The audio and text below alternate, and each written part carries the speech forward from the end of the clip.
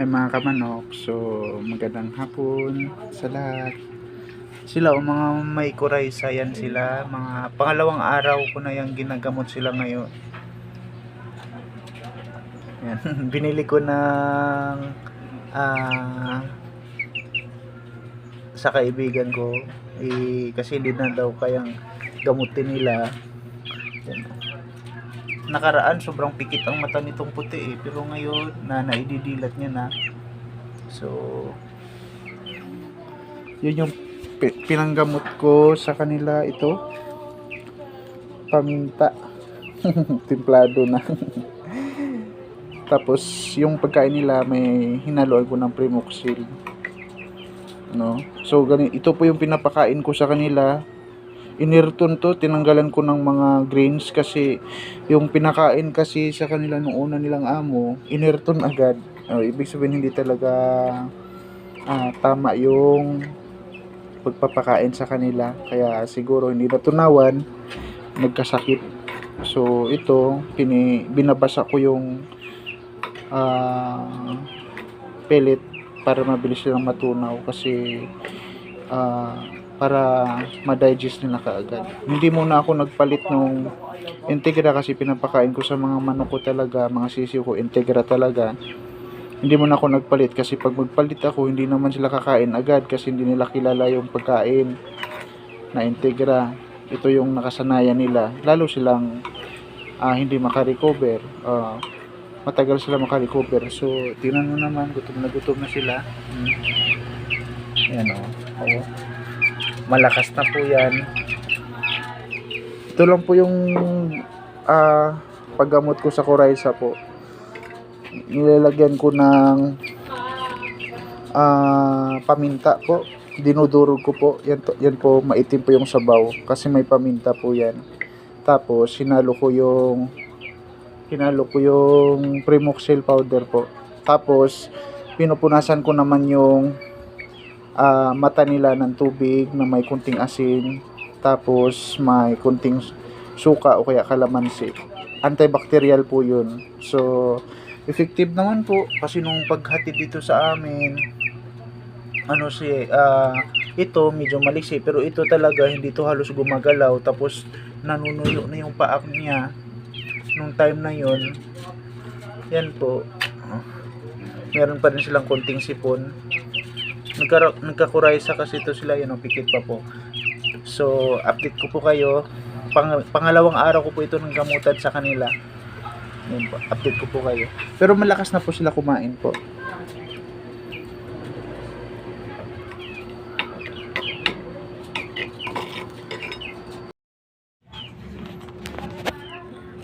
Dagdagan natin ng Primoxil.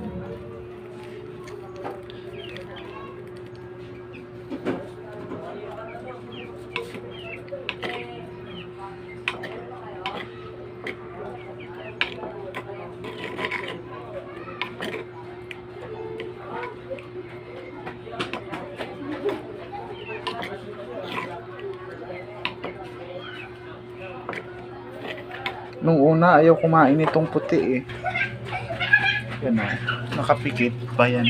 Yan o.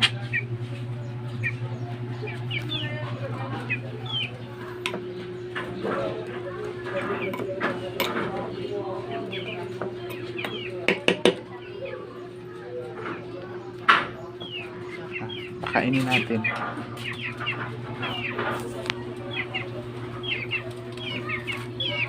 Pagkatapos lang kumain, tinatakpan ko sila para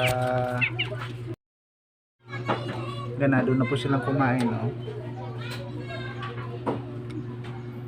Parang putik lang yung kulay ng pagkain nila kasi may may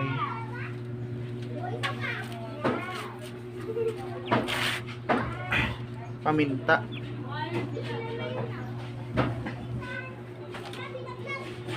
Ano sila, ganado na silang kumain, no?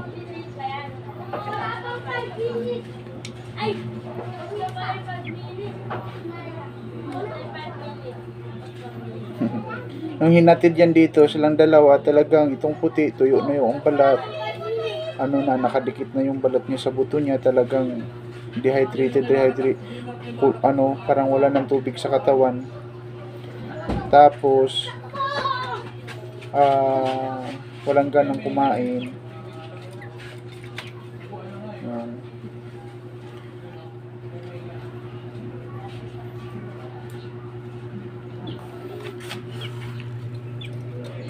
Kaya ang ginawa ko,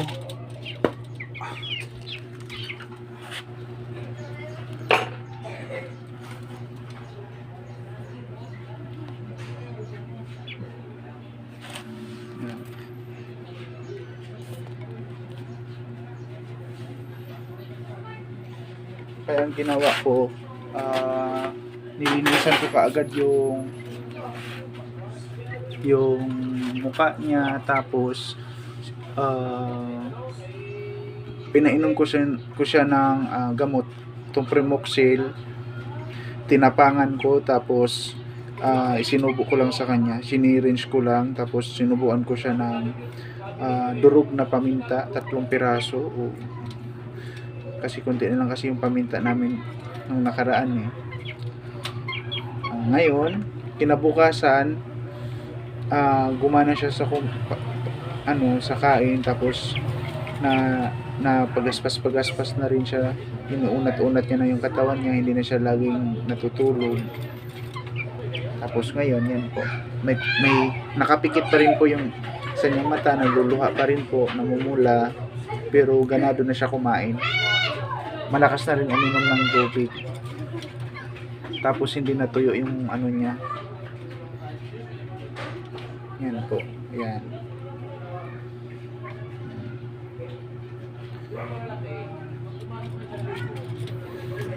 Sa tingin ko makaka-recover naman to siya, kasi tingin mo siya oh.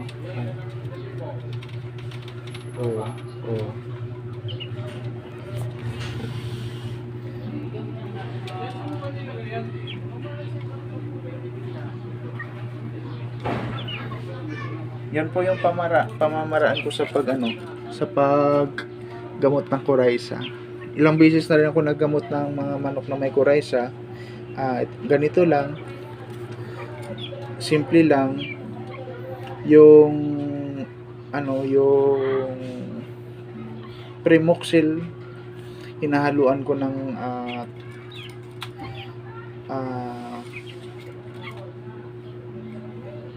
hinahaluan ko minsan bawang, o kaya